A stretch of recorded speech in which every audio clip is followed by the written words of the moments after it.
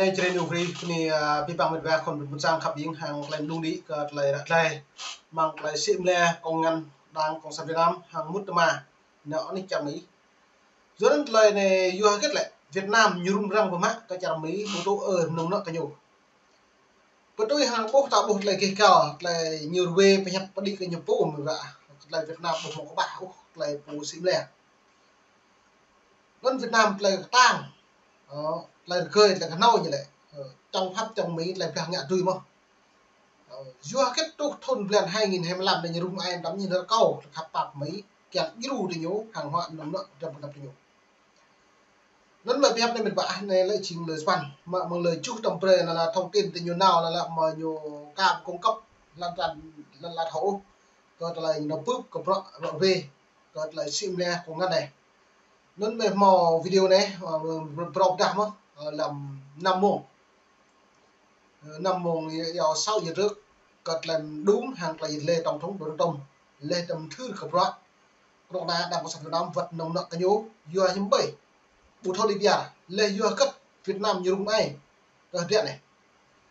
nên mùa này mày đi buôn sang khắp những mấy cái xăm lăng lại vợ về hàng làm thư để đã buôn sang cấp rồi buộc lại phải hình lại rú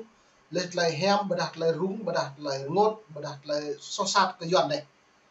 mày phải xăm lăng lại màn hình chất lon này điện đây rồi. Này thì Việt Nam sẽ bị suy thoái vì thuế của Mỹ. Này thì Việt Nam trở thành cái gai trong mắt của Mỹ. Như sấm nổ giữa trời quang, một cái tát cho những kẻ dùng thuế của Mỹ để mỉa mai Việt Nam. Tuyên bố mới nhất từ Nhà Trắng, Việt Nam chỉ chịu mức thuế 20%, trong khi các anh em hàng xóm từ Campuchia, Thái Lan, Myanmar và Lào đều nhận về cú đấm thuế quan lên đến 36%. Vâng, Việt Nam không nói nhiều, Việt Nam làm bằng hành động và thực tế ngoại giao xuất sắc của chúng ta đã mang lại lợi ích cho kỷ nguyên vươn mình của dân tộc. Khi đạt được thỏa thuận thuế quan thuận lợi với người Mỹ, đồng nghĩa chúng ta đã vạch ra con đường rực rỡ mới cho cả nền kinh tế đi lên.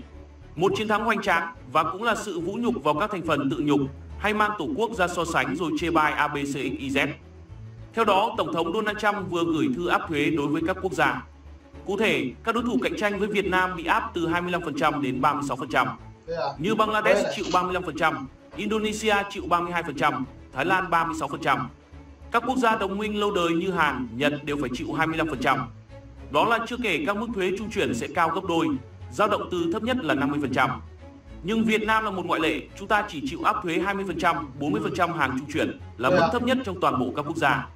Việt Nam có quyền đàm phán song phương, có phần nào đó quyền tự quyết. Với những con số này, chắc chắn Việt Nam là quốc gia thu được nhiều lợi lớn và đón được nhiều đầu tư FDI hơn và được coi là hình mẫu đàm phán quốc tế. Kết quả này có lẽ còn hơn cả một chiến thắng trên mặt trận kinh tế thông thường. Nó còn điểm nhấn trên phương diện tinh thần khi Việt Nam chứng minh bản lĩnh trước mọi luận điệu chống phá của các thế lực thù địch trong công cuộc vươn mình mới. Mỗi lần có tin Mỹ điều chỉnh thuế quan, lại có một bộ phận người tinh hoa trên mạng nhảy dựng lên. Ok. Giờ này em buộc có lại nhỏ học mạng này đâm nhé có lại mi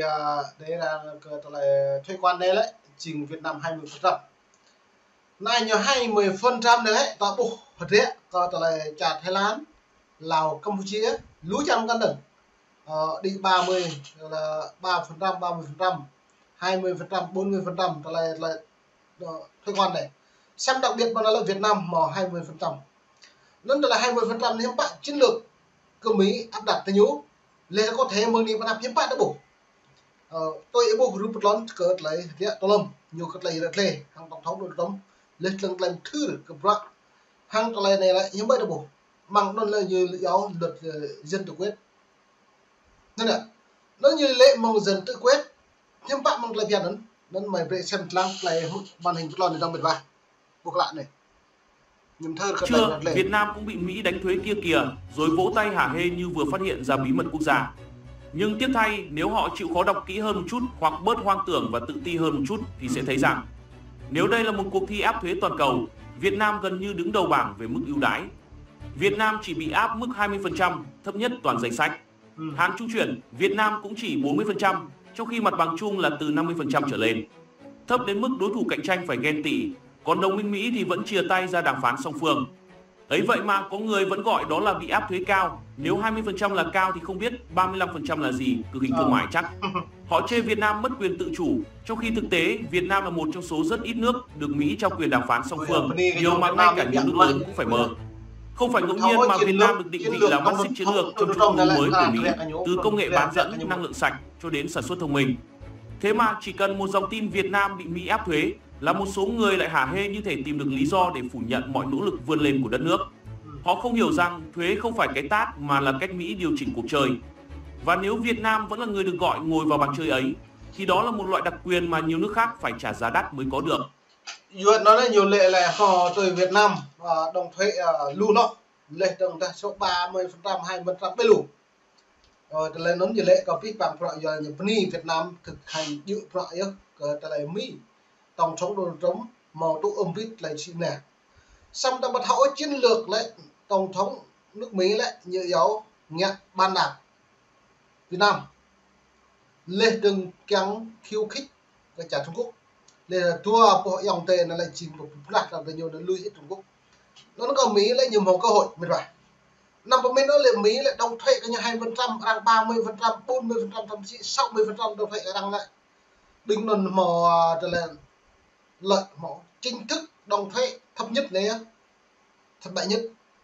tôi đã buộc biết bằng rõ thế đó là đặt lăng chiến lược kinh tế thị trường nó lại từ Việt Nam hay này là nhiều suy thoái ta nạp lùi vừa gần nên Mỹ yêu cầu Việt Nam phải mở cửa từ an ninh hoặc mang pi bằng về cất hàng hóa Việt Nam giày dép sô cô la bánh kẹo nước mắm lấy bất cứ hàng trong cái làm hiện kẹo vân vân ở từ tông được pi bạn thì là Việt Nam nên như tông pi Việt Nam thì bạn chịu thuế không đồng euro đấy ạ với hàng hóa Việt Nam nào phải chọn Mỹ bất cứ hàng hóa bể nhưng không đồng thuế 20% mang đến bánh kẹo bơ đà cho nên là nhằm là rọc bờ đà rau cái hạ bờ đà cá trơn ba sa trơn hạ bờ đà dây dép hàng hóa gì này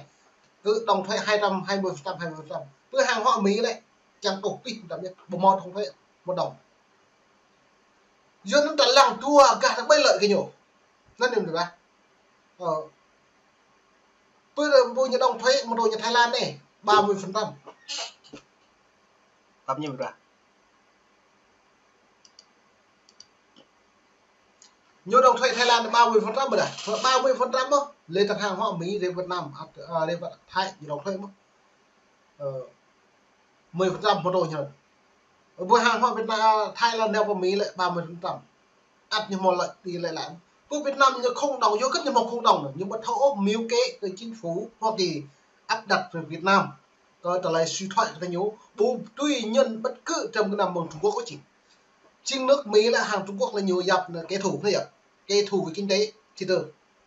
dưới nó trở lại đã buộc lại trở lại tôi như bình luận còn trở lại hiện là lại đã buộc nọ biện học mạng ở Việt Nam thì chiến thắng Mỹ lại nhiều màu chiến lược này một mũi tên hay nhiều trung hay đi giữa cái một mũi tên trong hai đích vừa như lợi dụng cộng sản này vừa như lợi dụng Trung Quốc Việt Nam Trung Quốc cộng sản như lợi dụng tua này nó có nhiều màu mạng từ đây như càng mạ can như không tháo mồi dần bè tha con tem như bắt con tôm ấy Mỹ đã ít lăng nhiều một đơn giản ốc là chiến lược cái dỗ lử đã nhiều pre bánh y sao là bây dỗ như càng pre bánh y bằng pin mà nhiều pre bánh y như không mẹ này mất do nó chiến lược Mỹ lại đã bộ hạt rẽ mang lại nhiều lại phiền chiến lược nhiều đang lệ Mỹ lúc ở lại mẫu Mỹ ở mầm lúc thậm chí đáng cộng sản Việt Nam như làm mưu kế ở Trung Quốc cắt an túi lệ lục như này nó lại ta bàn là hàng này là rằng phê duyệt bằng tập năng hàng rằng bình luận tập năng rằng lại nhịp nhạt đấy thì cộng sản Việt Nam nó càng ý như vậy nuôi đến cả lại phải đi là mình ở nước Mỹ nuôi đến cả càng đồng thuế Việt Nam tạo luôn đó nhé nó có Việt Nam đánh gì ví dụ ta lời như nhẹ đồng thuế lưu Việt Nam nhầm nhiễu lời như mạng so đơn Việt Nam gì ý là hàng hoài nhung tôn vào Việt Nam một đồng thuế sang ta cơ euro nó đấy với hàng hóa Việt Nam neo với trả Mỹ là 20% nó cứ Việt Nam chẳng néo xuất hàng như đồng lớn nó dòng tiền Việt Nam còn được một sản bao nhiêu này thật đấy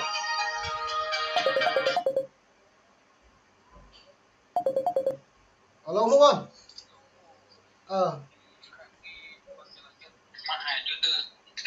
hả sao lại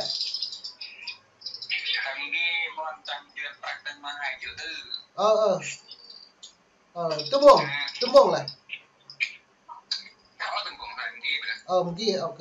Này còn được học video là? Ok. Bye hả? Một kia có biết tài khoản này. Ok. Bye. Này bắp nhé mệt bà, mong play chẳng play chuyện nâng. Nâng chơi new free chứ play bình luận tại bố là còn mà lần đung này hàng lại rồi này. Ini pun sang kami simpan cerita new free.